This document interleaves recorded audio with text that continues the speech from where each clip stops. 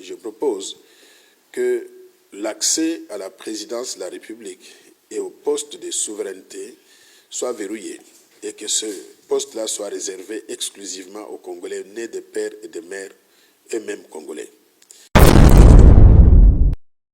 Et moi, jamais de la vie, je ne mettrai en danger la souveraineté nationale au profit d'un Libanais ou d'un qui que ce soit, d'un Grec, d'un Italien, d'un Israélien ou d'un Zambien.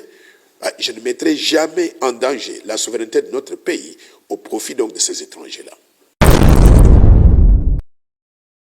Je vous donne un deuxième exemple pour vous en convaincre. L'ambassadeur rwandais en République démocratique du Congo, M. Vincent Kareka, il est congolais de par sa mère, parce que sa mère est congolaise. Et lui, il a un père rwandais. Si il veut se présenter aux élections présidentielles demain, tout ce qu'il a à faire, c'est dire qu'il n'est plus rwandais, il renonce à la nationalité rwandaise, il reste avec la nationalité congolaise. Est-ce que les Congolais voudraient prendre ce risque d'avoir quelqu'un comme ça devenir président de la RDC? On sait maintenant que la femme de Katumbi est burundaise. Alors, dites-moi, mère zambienne, père grec, italien, juif, femme burundaise, quelle est la connexion qu'il a avec la RDC pour prétendre occuper même la magistrature suprême dans un pays comme la RDC? Et j'ai vu M. Katumbi lui-même dans une vidéo donc dire que son père est grec, italien, israélien, juif. Peut être accessible et éligible pour la présidence ou bien pour occuper les fonctions de souveraineté nationale que je vais énumérer tout à l'heure, que les Congolais nés de père et de mère, eux-mêmes Congolais. Maintenant, quelles sont les autres fonctions qu'il faut verrouiller à part la présidence de la République? Je parle de la présidence du Sénat, la présidence de l'Assemblée nationale. Je parle de ce qu'on appelle donc les chefs de corps, c'est-à-dire le sommet de l'armée congolaise, FARDC, de la police nationale congolaise, de l'ANER, de la direction générale de la migration, les hauts magistrats.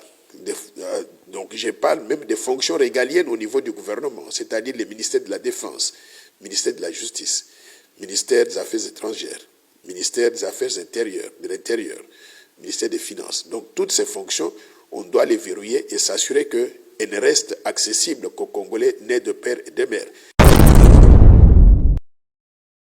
Il n'y a qu'un petit groupe de personnes, le camp de M. Moïse Katumbi, qui protestent contre ma proposition de loi. Peut-être qu'ils ont quelque chose à se reprocher.